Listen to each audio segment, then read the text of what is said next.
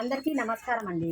Welcome to my channel YRS garden. ఈ బాటిల్లో వేసిన ఫస్ట్ అయితే ఒక చిన్న కొమ్మ తీసుకొచ్చి ఈ బాటిల్లో వేసిన అనమాట. ఈ బాటిల్లో వేసి అయ్యో చనిపోద్దని చెప్పి దీన్ని కోసి పెద్ద బాటిల్ వేసిన. ఎందుకంటే పెద్ద బాటిల్లో నేను ఆల్రెడీ కిచెన్ వేస్టేజ్ చేసి దీన్ని ఈ డబ్బాని రెడీ చేసిన అనమాట.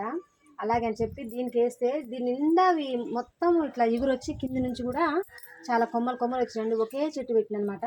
ఒక చెట్టు ద్వారానే కొమ్మలు వచ్చి ఈ విధంగా వచ్చినాయి సెంటు మల్లె. అయితే దీనికి ఫస్ట్ టైం అనమాట మన పూలు పూయడము. మీకు ఒకసారి ఇట్లా చూపిద్దామని చెప్పేసి ఈ విధంగా చూపిస్తుందండి. చూసిరుగా ఇది ఎంత పెద్దగా ఉందో పువ్వు.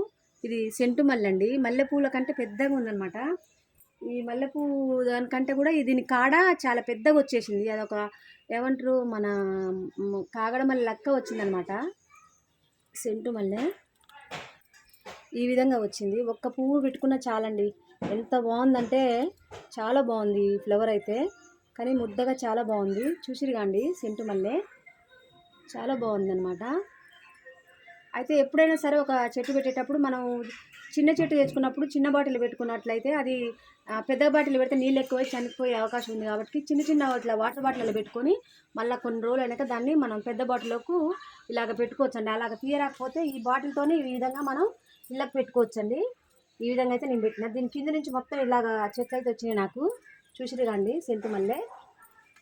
నా వీడియో కనుక మీకు నచ్చినట్లయితే లైక్ చేయండి, షేర్ చేయండి, సబ్స్క్రైబ్ చేసుకోండి. అందరికీ చాలా థ్యాంక్ యూ అండి.